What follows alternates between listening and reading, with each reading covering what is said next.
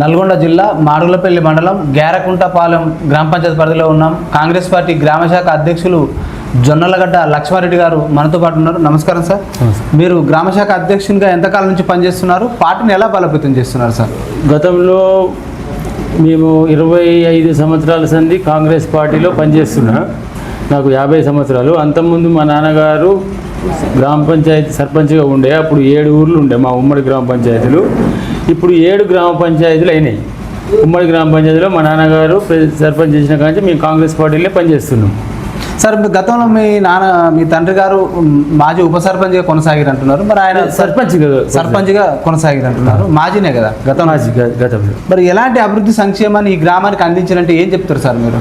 అప్పుడు ఉన్న పరిధి ప్రకారంగా, అప్పుడున్న ఫండ్ ప్రకారంగా, అప్పుడు ఉన్న స్కీములలో అంతకంటే ఎక్కువ చేసి మా నాన్న మంచి పేరు తెచ్చుకుంటూ, మేము కూడా మా ఇంట్లో మేము 4 అన్నదమ్ములం.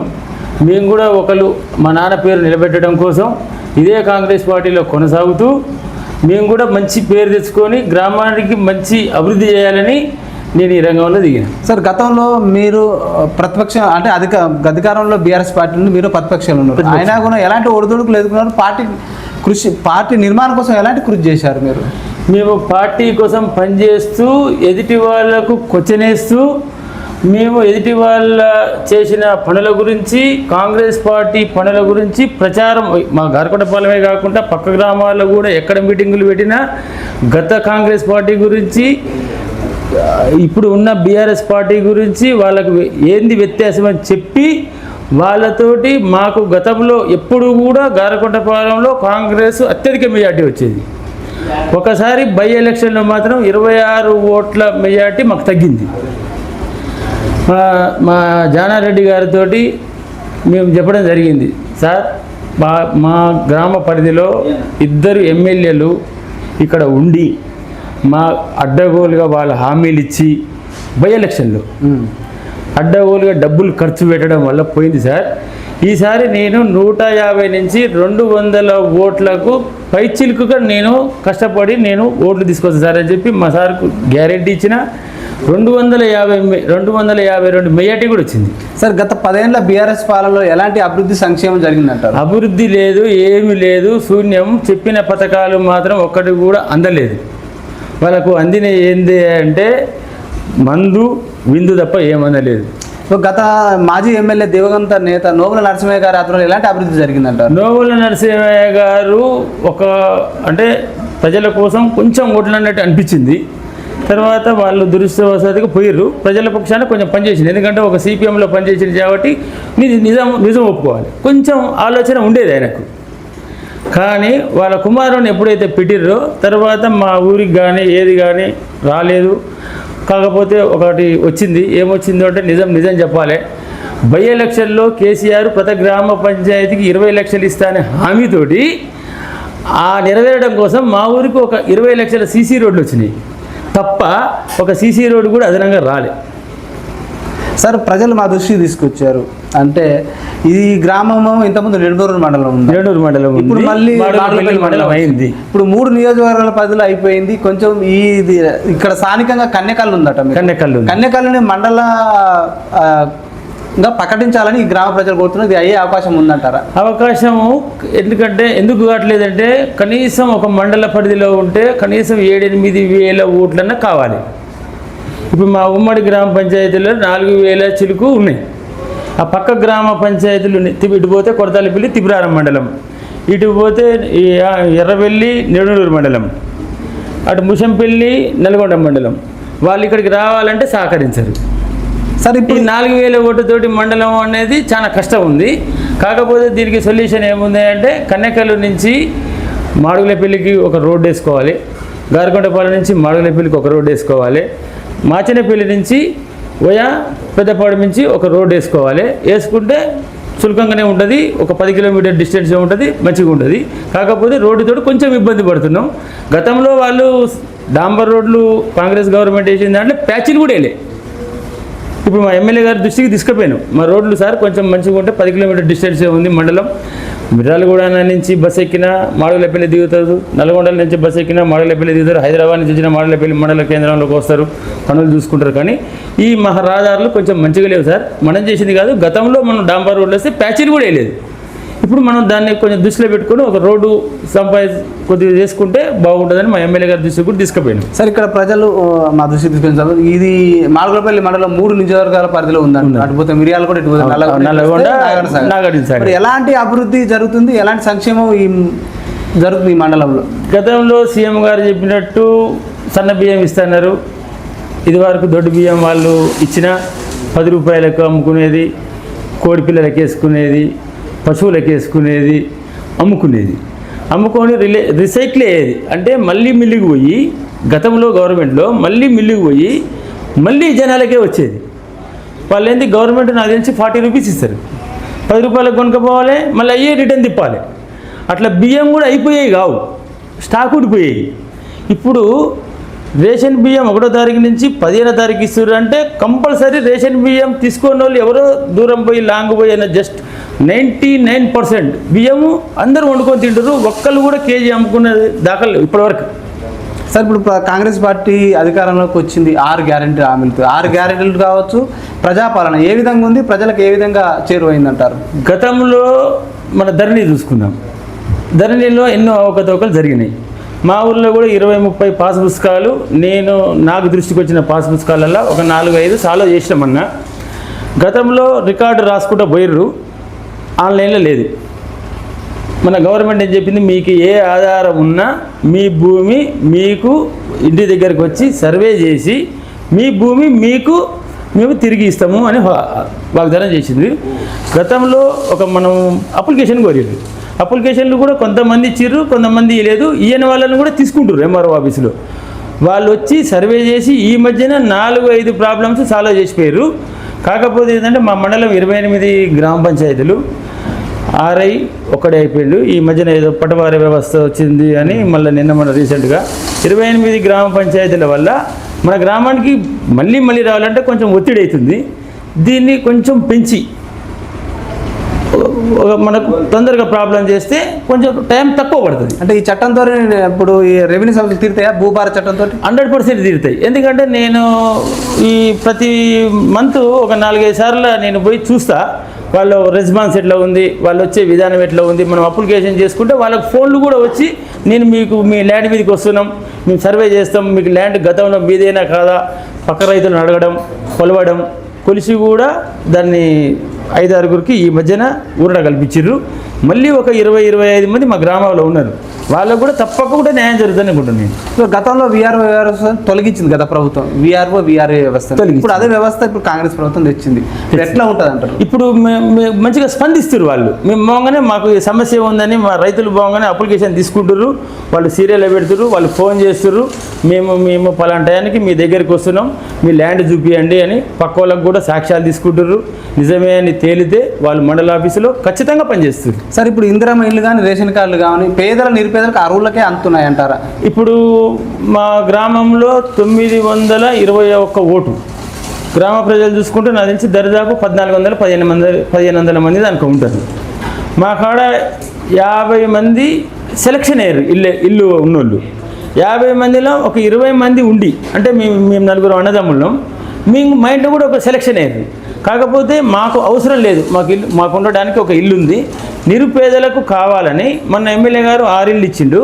6 ఇళ్ళు నేను ఏ పార్టీ చూడలేదు, ఏ రాజకీయం కూడా చూడలేదు, వాళ్ళ కాడ డబ్బు ఉందా లేదు చూడలేదు. బ్యాక్గ్రౌండ్ వెనక నుంచి ఎవరికైతే లేదో, నిజంగా ఇల్లు లేని వాళ్ళకు మొన్న 6 ఇళ్ళు ఇచ్చినా, ఏ ఇల్లు ఎంక్వైరీ చేసినా 100% కరెక్ట్ ఉంటుంది. రాజకీయ అతీతంగా చేయలేదు, పేదోళ్ళకి చేసిన. మళ్ళీ ఎమ్మెల్యే గారి దృష్టికి తీసుకుపోయినా 6 ఇళ్ళు మై కంప్లీట్ సార్, బునాదులు అయిపోయినాయి, గోడల రేంజ్లోకి వచ్చినాయి. కాకపోతే వాళ్ళు కొంచెం బిల్లులు, కొంతమంది ఇప్పుడు ఏం చేస్తారంటే బీస్మెంట్ చేసి గోడ కడితే పైసలు వస్తాయో రావో, 1 లక్ష రూపాయలు వచ్చిన దానికి ఆగుదామని వెయిటింగ్ చేస్తారు. దాని గురించి కూడా బునాది చేస్తే కట్టుకోవచ్చు అనే విధానం మా పార్టీ చెప్తుంది, అట్లనే కంటిన్యూషన్ చేస్తారు. కాకపోతే బీస్మెంట్ మీద ఫోటో తీసుకోగానే డబ్బులు వచ్చినా రాకుండా కొంతమంది కట్టుకునేటోళ్ళు అట్లనే. కాకపోతే వాళ్ళ కొంచెం ఏం డౌట్ వస్తుంది, బీస్మెంట్ కట్టినాక గోడ కట్టినాక పైసలు వస్తాయో రావు, అట్లేం లేదు. పైసలు గోడలు కట్టినా వస్తాయి, స్లాపులు పోసుకున్నా అయ్యే కట్టినాక డబ్బులు వస్తాయి. సరే ఇప్పుడు ప్రస్తుతం యూరియా కొరత బాగా ఇబ్బంది పెడుతుంది రైతులు. యూరియా కొరత స్టేట్ గవర్నమెంట్ తప్పు కాదు, మీకు అందరికీ తెలుసు, జనాలకు కూడా అందరికీ తెలుసు. అది సెంటర్ చేసిన కక్ష. కాంగ్రెస్ గవర్నమెంట్ ఉన్న రాష్ట్రాలల్లో ఏదో ఒక రకంగా ఇబ్బంది పెట్టాలని ఏదో ఒక రకంగా ఇబ్బంది పెడుతున్నారు. జనాలతోటి ఎట్లనన్నా జనాలకు దూరం చేయాలి పార్టీని ఏదో రకంగా. యూరియాకు స్టేట్ గవర్నమెంట్కు సంబంధం లేదు, ఇచ్చుళ్ళు పంచుల్లో సంబంధం ఉంది. నువ్వు ఇస్తే పంచడానికి సిద్ధంగా ఉన్నావు. సరే ఇప్పుడు ఏదైతే ఇప్పుడు నానో యూరియా ఉందో, ఈ నానో యూరియాపై ఇటు పిఎస్సిఎస్ సొసైటీ సంఘమంత్రుల కార్యదర్శి కావచ్చు, అటుపోతే ఏవో అగ్రికల్చర్ ఆఫీసర్ ఆధ్వర్యంలో ఎలాంటి అవగాహన సదస్సులు ఈ గ్రామంలో రైతులకు రైతు వేదికల ద్వారా నిర్వహిస్తున్నారు? నానో యూరియాకు రైతులకు డబ్బులు ఎట్ట తక్కువైతాయి అంటే, యూరియాకు 266 రూపాయలు ఉంది, నానో యూరియా బాటిల్ కూడా ఒక 250 రూపాయలు ఉంది. నానో యూరియా కావాలంటే ఒక ట్రాక్టర్ కావాలి, దాన్ని స్ప్రే చేయాలి. ఒక ట్రాక్టరు 3 ఎకరాలకు స్ప్రే చేస్తే 1000 రూపాయలు, ఇది కూలీలకు 800 కిరాయి, 1600 రూపాయలు ఖర్చు వస్తుంది రైతులకు. ఇదే యూరియా 3 బ్యాగులు తీసుకొస్తే 150, 450 రూపాయలు, 500 రూపాయలు ఇస్తే యూరియా అయిపోతుంది. అంటే ఆ నానో యూరియా వల్ల రైతుకు 1000 రూపాయలు మిగులుతున్నాయి. అందుకోసం యూరియా మీద ఎక్కువ దృష్టి పెడుతున్నారు. సార్ ఇక్కడ గ్రామ మహిళలు కావచ్చు, ప్రజలు మా దృష్టికి తీసుకొచ్చారు సమస్య. ఇక్కడ రోడ్ల విస్తరణ చేపట్టి దాంతో ఉచిత బస్సు ప్రయాణాన్ని మా గ్రామాలకు వినియోగం లేకుండా ఉచిత బస్సు ఇక్కడ బస్సు సౌకర్యం కల్పించాలని కూడా స్థానిక ప్రజలు డిమాండ్ చేస్తున్నారు. సార్ దీనిపై మీరు ఎమ్మెల్యే గారి దృష్టి తీసుకుపోయారు, ఏమన్నా బస్సు సౌకర్యం ఏర్పాటు చేసే అవకాశం ఉందంటారా? గతంలో మా దృష్టికి కూడా మా గ్రామ ప్రజలు తీసుకొచ్చిర్రు, మీ ఎమ్మెల్యే గారి దృష్టికి తీసుకుపోయినాం. కాకపోతే ఏంటంటే ఆ రూట్ మ్యాప్ కొంచెం మరి మా ఎమ్మెల్యే గారు మళ్ళీ డిఎం గారు ఎట్లనో తెలియదు కానీ నాకు పోయా కన్నెకల్లి మించి వచ్చి ముకుందాపురం పోయి రేగులగడ్డ పోయి నాగార్జున సాగర్ పోయింది బస్సు. అది ఏం పోయిందంటే 11 గంటల నుంచి 12 గంటల వరకు అందరూ మధ్యాహ్నం పనులకు పోయినాక పోయేది, మళ్ళీ రిటర్న్ కూడా 3 గంటలకు వచ్చేది. అప్పుడు జనాలు కలెక్షన్ రాలేదు, ఈ జనాలు ఎక్కుతలేరని మళ్ళీ కొంచెం బంద్ చేసారు. నేను అదే ఎమ్మెల్యే గారి దృష్టికి మొన్న రీసెంట్గా ఒక 1 మంత్ కింద తీసుకుపోయినా. సార్ మనకు బస్సు వేస్తే అట్లాగా సార్, మన నల్గొండ బస్సు వేస్తే పోయా ముషంపల్లి, కన్నేకల్, ముకుందాపురం, మిర్యాలగూడ టచ్ చేసి మళ్ళీ రిటర్న్ ఇదే రూట్లో టచ్ చేయాలి. ఎర్లీ మార్నింగ్ ఒకసారి, ఈవినింగ్ ఒకసారి చేస్తే మిర్యాలగూడ డిపో బస్సు అయితే ముకుందాపురం, కన్నేకల్, ముషంపల్లి, నల్గొండ ఇట్లా పోతే 2 జిల్లాకు మాకు మిర్యాలగూడెం కొంచెం ఎక్కువ ట్రాన్సాక్షన్ ఉంటుంది. ఎందుకంటే మాకు చిన్నప్పుడు బస్సులు మాకు మిర్యాలగూడెం ఎక్కువ ఉండేది, మాకు ట్రాన్సాక్షన్ మొత్తం మిర్యాలగూడెంతో ఉంది. అయితే నల్గొండ హైదరాబాద్ పోయేటోళ్ళు నల్గొండలు దిగిపోతారు, మిర్యాలగూడ పోలు మిర్యాల వెళ్తారు. ఒక బస్సు వేసినా 2 నల్గొండ మిర్యాలగూడ 2 కలిసి వస్తాయి. సరే ప్రస్తుతం ఈ నియోజకవర్గం ఎమ్మెల్యే గారు ఆధ్వర్యంలో ఎలాంటి అభివృద్ధి సంక్షేమం జరుగుతుంది? ఎమ్మెల్యే గారు ప్రజలకు అందుబాటులో ఉంటున్నారా? ఎమ్మెల్యే గారు గత ఎమ్మెల్యే గారు నేను 2-3 సార్లు వచ్చిండ్రు అనేది తెలుసు, కానీ మా ఎమ్మెల్యే గారు ఇప్పటికీ నాకు తెలిసి 10 నుంచి 15 సార్లు వచ్చిపోయిండు. మా పక్క గ్రామాలకు కానీ మా గ్రామానికి కానీ, ఇప్పుడు అంటే ప్రతి గ్రామానికి రాలంటే రారు. ఈ కనకలకు 4-5 సార్లు వచ్చిండు, ధర్మాపురం వచ్చిండు, ఇట్లా దుగ్గపల్లికి, ఇట్లా కొడతాళ్ళపల్లికి, ఇట్లా పక్క అంటే ప్రతి గ్రామానికి రావాలంటే మా ఎమ్మెల్యే గారికి ప్రతిరోజు ఊరు తిరగడం అంటే కష్టమవుతుంది కదా. మా ఊరికే రావాలని పక్క ఊర్లోకి వచ్చిండు, మా ఊరికి వచ్చిండు, కానీ ఎక్కువ టైమ్స్ వచ్చిండు. ఎలాంటి అభివృద్ధి జరుగుతుందంటారు ఈ సాగని? మేము దృష్టికి తీసుకుపోయినాం సార్. కొంచెం మా ఊర్లో మాత్రం కొంచెం సీసీ రోడ్లు తక్కువ ఉన్నాయి గతంలో, ఎందుకంటే మాది ఆమ్లెట్ గ్రామ పంచాయతీ, ఇప్పుడు కొత్త గ్రామ పంచాయతీ అయింది సార్. మాకు ఒక 10-15 రోడ్లు తక్కువ ఉన్నాయి. వేరే ఊర్లోనేమో కొంచెం ఖాళీలు వేయడానికి సీసీ రోడ్లు కొన్ని ఊర్లో ఖాళీలు, మా ఊర్లో 15-16 ఖాళీలు ఉన్నాయి. ఎమ్మెల్యే గారి దృష్టి తీసుకుపోయినా తప్పకుండా మీకు పక్క గ్రామాలతోటి పోటీతత్వంగా మీ ఊరు గ్రామానికి నేను సీసీ రోడ్డు కంప్లీట్ చేస్తానని వాగ్దానం ఇచ్చిండు. ఆల్రెడీ నేను 10 లక్షల రూపాయలు, మొన్న 9,50,000 రోడ్డు వేసిన, ఆల్రెడీ మళ్ళీ 10 లక్షల రూపాయలు రోడ్డు ఇచ్చిండు. అది జస్ట్ స్టార్టింగ్ టు ఎండింగ్ కొంచెం పేరు తప్పుపడి ఉండే, అది మళ్ళీ రిటర్న్ సరి చేసి వస్తుంది, మళ్ళీ 10 లక్షల రోడ్డు ఇస్తుంది. నాకు తెలిసి మా ఎంపీ గారు, మా ఎమ్మెల్యే గారు మా గ్రామ పంచాయతీకి 1 కోటి రూపాయల ఫండు సీసీ రోడ్లకి ఇస్తాడని నేను అనుకుంటున్నాను. సార్ ఈ సర్పంచుల కాలం మూసి 20 నెలలు కావస్తుంది అంటున్నారు సార్. కార్యదర్శి ఏమో నిధులు లేవు, కేంద్ర నిధులు లేవు, రాష్ట్ర నిధులు పెట్టే పరిస్థితులు, కనీసం సిబ్బంది జీతభత్యాలు కావచ్చు, వెహికల్ మెయింటెనెన్స్ కూడా వెళ్ళే పరిస్థితి లేదు. ఎక్కడ చేపేదని ప్రభుత్వం ఎందుకు స్థానిక ఎన్నికలు నిర్వహించకపోతుంది? వాస్తవంగా నా దృష్టికి కూడా మా గ్రామ పంచాయతీలో నేను ఇదివరకు నెంబర్గా పనిచేసిన మా గ్రామ పంచాయతీ వర్కర్స్ కూడా కొంచెం జీతాలకు ఇబ్బంది పడుతుర్రు. వాళ్ళు మా దృష్టి మా దృష్టికి కూడా కొంచెం తీసుకొచ్చిర్రు. మొన్ననో సీఎం గారు ఈ దసరా మూమెంట్లో అందరికీ ఆ సీఎం గారి దృష్టికి కూడా పోయింది. మళ్ళీ కూడా మన ద్వారా కూడా సీఎం గారి దృష్టికి పోతున్నా. వాళ్ళ చిన్న చిన్న జీతాలు, ఎందుకంటే ఒక టీచర్ ఉన్నాడు 1 లక్ష రూపాయలు జీతం ఇస్తున్నాం, ఒక ఇంజనీర్ 2 లక్షల రూపాయలు జీతం ఇస్తున్నాం, కార్యదర్శి 30-40 వేలు జీతం ఇస్తున్నాం. వీళ్ళు 2 గ్రామ పంచాయతీ కార్మికులు ఉన్నారు, 4500 వాటర్ మ్యాన్కి ఒక 9000, ఒక 20,000 వాళ్ళ జీతంలో కలిపి వాళ్ళకి ఇచ్చినట్టే ఇస్తే బాగుంటుందని ఇది సీఎం గారి దృష్టికి కూడా తీసుకుపోవాలి మీరు. సార్ కుక్కల పెడితే బాగా ఉందంటున్నారు. కుక్కల పెడితే ఈ మధ్యన కొంచెం తగ్గింది. అంటే ఎట్లా తగ్గింది అంటే కొంచెం కుక్కలు కూడా చాలా మంది ఇంట్లో కట్టేసుకోమని చెప్పిన సాధువు కుక్కలని. గవర్నమెంట్ ఏమో చంపే రూల్ లేదు, దాన్ని చేయాలి, లేకపోతే అడవిలో తీసుకుపోతే మళ్ళీ ఊర్లకే వస్తాయి.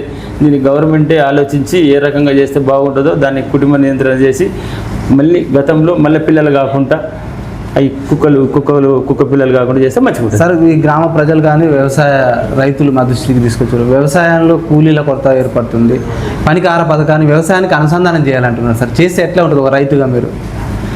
ఇప్పుడు నాట్లకు ఈ ఉపాధి హామీ పనికి సంబంధాలు లేవు.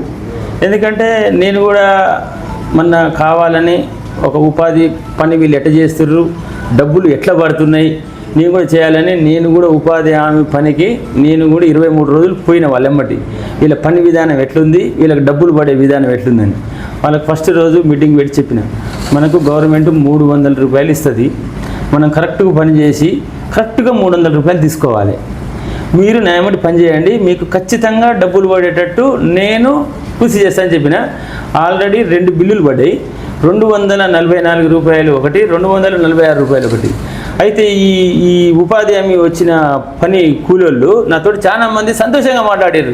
నువ్వు మా ఎమ్మటి పనికి వచ్చి మాకు ఎన్నడూ కూడా 60 రూపాయలు 70 రూపాయలు కూడా తీసుకోలేదు, ఏ బ్యాంకులో పడ్డాయో కూడా తెలియదు మాకు, మేము గతంలో 2-3 సంవత్సరాలు ఇట్లా పని చేసినాం, ఎక్కడ పడ్డాయో ఎక్కడ తెలియదు. కానీ ఈసారి నాకు ఖచ్చితంగా 244, 246 మళ్ళీ సార్ కూడా అడిగినాం ఏపీఎం సార్ తోటి, మీకు మళ్ళీ నెక్స్ట్ విడత ఆల్రెడీ 300 రూపాయలు శాంక్షన్ అయినాయి అన్నారు. మేము కూడా జనాలకు చెప్పిన మనం పని కరెక్ట్ చేయాలి, పైసలు కరెక్ట్ తీసుకోవాలి. కానీ ఈ నాట్లకు ఈ ఉపాధి హామీ పనులు ఎప్పుడు ఎండాకాలంలో పని లేనప్పుడు గవర్నమెంట్ అప్పుడున్న కాంగ్రెస్ గవర్నమెంట్ కల్పించింది. ఎందుకు కల్పించింది అంటే ఎండాకాలంలో ఇంటికాడ కూర్చుంటే పేద ప్రజలకు వెళ్ళదు, కాకపోతే మనం పని లేని సమయంలో పని కల్పించాలి. అందుకోసం ఇది చేసారు. కానీ పని ఉన్న సమయంలో నాట్లకు పోతే అందరూ నీకు రావాలంటారు, నాకు రావాలంటారు. మా ఊళ్ళో 500 ఎకరాల పొలం విస్తీర్ణం ఉంది. మా ఊళ్ళో పొలం నాటేసే కూలీలు 100 మంది ఉంటారు. ఎవరు నాకే కావాలని అప్లికేషన్ పెట్టుకోవాలి. ఈ అప్లికేషన్ పెట్టుకో అయ్యేదా మన నార్లు ముదిరిపోతాయి. ఇదైతే కాదు. కాకపోతే పండ్ల తోటలకు పాదులు చేయడం, కొత్త తోటలకు గుంతలు తీయడం, పండ్ల తోటలు ఇట్లా రోడ్డు విస్తీర్ణాలు ఉన్నాయి. కొంతమంది ఇప్పుడు ప్రధాన సమస్య ఏంటి అంటే ఉపాధి హామీ పని చేయాలంటే సైడ్లో మట్టి ఎడ్జి తీసిపోయాలి. యువతల పొలం ఉంటుంది, యువతల పొలం ఉంటుంది. ఈ రైతు మట్టి తీయనియాడు, ఎందుకంటే ఎట్ట తీయనిస్తాడు, రేపు లెవెల్ చేయాలంటే ఇబ్బంది అవుతుంది. ఉపాధి పని హామీ వాళ్ళకు మట్టి చెర్లల్లో ఎత్తిచ్చి, చెర్లు లోతుకైతాయి, ట్రాక్టర్కు కిలోమీటర్కి ఇంత ఛార్జ్ చేసి వాళ్ళతోటి నింపించి ఇక్కడ పరిపిస్తే మాత్రం సూపర్ సక్సెస్ అవుతుంది. సార్ ఈ బెల్ట్ షాపుల వల్ల కూడా చాలా ఇబ్బంది పడుతున్న ప్రజలు అంటున్నారు సార్. ఎన్నో కుటుంబాలు చిన్న భిన్నమైపోతున్నాయి. ఏ ప్రభుత్వాలు కూడా ఎన్నికల ముందు హామీలు ఇస్తున్నాయి, కానీ హామీలు అధికారంలోకి వచ్చిన తర్వాత యథావిధిగా కొనసాగుతున్నాయి. వీటిని నియంత్రించాలని ప్రజలు మా దృష్టి తీసుకొచ్చారు. నియంత్రించే అవకాశం ఉందంటారా? ఇప్పుడు మేము రోజు వ్యవసాయ పనికి పోతున్నాం, పోయి సాయంత్రం ఒక 90 వేసుకొని పోతుంది తప్ప కుటుంబాలు చెడిపోయేంత ఒక 90% ఏముండదు. ఏదో 5-10% దానికి బానిసైన వాళ్ళు ఉంటారు, వాళ్ళు కంట్రోల్ చేసుకుంటే బాగుంటుంది. మరి ఈ యువత కూడా బాగా డ్రగ్స్ గంజాయికి అలవాటు పడి వాళ్ళ జీవితాలు చిన్న భిన్నం చేసుకుంటున్నారు. ఈ మధ్యన మార్పు రావాలంటే ఒక సీనియర్ నాయకుడిగా మీరు ఏం చెప్తారు సార్? మొన్న సార్ కృష్ణయ్య సార్ ఎస్ఐ గారు మొన్న మీటింగ్ పెట్టి ఎవరైనా ఏం లేదు, దొరికితే వదిలేది లేదు, మీ దృష్టికి వస్తే మాకు ఇంటిమేషన్ చేయండి, మీ ఊర్లో ఎవరు ఉన్నా కానీ మా దృష్టికి తీసుకురమ్మన్నారు. ఇంతవరకు మా ఊర్లో గతంలో 1-2 ఉన్నని తెలిసింది, కానీ సార్ మీటింగ్ పెట్టి మా పోలీస్ స్టేషన్లో చెప్పిండు అందరికీ. ప్రస్తుతానికైతే ఆ డ్రగ్స్ తీసుకునే అలవాటు మా ఊళ్ళో ప్రస్తుతానికి లేదు. సార్ త్వరలో స్థానిక ఎన్నికలు రాబోతున్నాయి సార్. ఎలక్షన్ ఏదైనా కూడా మద్యం డబ్బు ఏర్లేపడుతుంది. పార్టీలు ప్రజలను ఓటర్లు ప్రలోభాలకు గురి చేస్తున్నాయి, ఆ మద్యం ఏదో తాయిలాలు ఇచ్చి. అలాంటి సంస్కృతి పోవాలంటే ఓటర్లలో ప్రజల్లో ఎలాంటి చైతన్యం రావాలంటారు, లేకపోతే పార్టీలలో మార్పు ఏమైనా రావాలంటారు? ఒక సీనియర్ నాయకుడిగా మీరు ఏం చెప్తారు సార్? మద్యం ఏర్లైపోతుందంటే అది గతంలో నుంచి వచ్చిన ట్రెండ్, సంస్కృతి పోవాలి కదా, పోవాలి. అది అందరూ ఒక లీడర్ల దృష్టికి తీసుకొస్తే కాదు, అది ప్రజల నుంచి రావాలి. మనం డబ్బులు తీసుకోకుండా మనం ఎన్నిక చేసుకుంటే వాళ్ళని అడగటానికి మాకు పనికి అడగటానికి బాగుంటుంది. 20-30 లక్షలు ఖర్చు పెట్టి మేము పైసలు తీసుకొని గట్టిగా అడగలేకపోతున్నారు జనాలు. 1000 రూపాయలు ఓటుకు తీసుకొని. నేను ఏమన్నా ఒక ఛాలెంజ్గా చెప్తున్నా, గట్టిగా డబ్బులు తీసుకోకుండా గెలిపియండి, గట్టిగా అడగొచ్చు. గెలిచిన నాయకుడు ఏ పార్టీ నాయకుడైనా ఏం లేదు అంటే, ఏ పార్టీ నాయకుడు గెలిస్తే ఆ పార్టీకి బలం ఉన్నట్టే. ఆ పార్టీ నాయకుడిగా డబ్బులు తీసుకోవచ్చు. కాంగ్రెస్ పార్టీలో నేనున్నా, నాకా డబ్బులు తీసుకో, పని అడుగు, ధైర్యంగా నువ్వు పని అడుగు. ఏ పని కావాలంటే మేము ఎమ్మెల్యే దృష్టికి తీసుకుపోతాం, ఎమ్మెల్యే గారు సీఎం దృష్టికి తీసుకుపోతారు. మాకు నేను ఇంకో విషయం చెప్పాలి దీంట్లో. ఇప్పుడు మా ఊర్లో 44 ఎకరాల విస్తీర్ణం ఉన్న చెరువు ఉంది మా కాడ. ఆ చెరువు కట్ట మీద చెట్టు తీయాలంటే అటవీ శాఖ పర్మిషన్ కావాలండి. ఉపాధి హామీ పెట్టి చెట్ల మీద కట్టల మీద ఉన్న చెట్టు తెలియాలంటే, అంటే ఆ చెట్లు కొట్టాలంటే అటవీ శాఖ పర్మిషన్ కావాలి. దాంట్లో మట్టి తీయాలంటే మైనింగ్ శాఖ కావాలి. ఇవన్నీ లేకుండా కట్టల మీద ఉన్న చెట్లు, ఈ అడవి శాఖలు ఈ కట్టల మీదకి మట్టి తీస్తేందుకు ఇవన్నీ కాకుండా డైరెక్ట్గా చెర్లు ఎండిపోగానే మట్టి ఉపాధి హామీ పనులు తోటి మట్టి తోడి రోడ్ల మీద వ్యవసాయ రోడ్లకు పోసి దానికి ట్రాక్టర్ కిరాయి అటాచ్మెంట్ చేస్తే నెంబర్ 1 సక్సెస్ అవుతుంది. సార్ ఫైనల్గా సార్, త్వరలో స్థానిక ఎన్నికలు రాబోతున్నాయి. ఎలాంటి నాయకుని ఎన్నుకోవాలంటారు? దాంతోపాటు మీ గ్రామ ఓటర్లకు ప్రజలకు ఏం చెప్తారు? ఎలాంటి నాయకుని ఎన్నుకుంటే గ్రామాలు అభివృద్ధి చెందుతాయి అంటారు? గ్రామంలో పని అభివృద్ధి కోసం పాల్పడేటోళ్ళకే ఓటింగ్ వేయాలంటారు. నేను పైసలు పెట్టి డబ్బులున్న వాళ్ళని ఎన్నుకొని వాళ్ళ ఇంటికి పోవాలంటే చెప్పులు బయట ఇడిసేసి వచ్చి సార్ లేచిండా పడుకుండా సార్ ఎప్పుడు కలుస్తాడు అనే టైం కాదు. పొద్దున్నే పోవాలి, గ్రామ పంచాయతీకి వాడికి పోవాలి, సమస్యలు అడగాలి, వాళ్ళ బాధలు ఏందో చెప్పుకోవాలి. అటువంటి వాళ్ళని ఎన్నుకోమంటున్నాను నేను. Okay sir, thank you sir. చూస్తూనే ఉండండి మీ తెలుగు.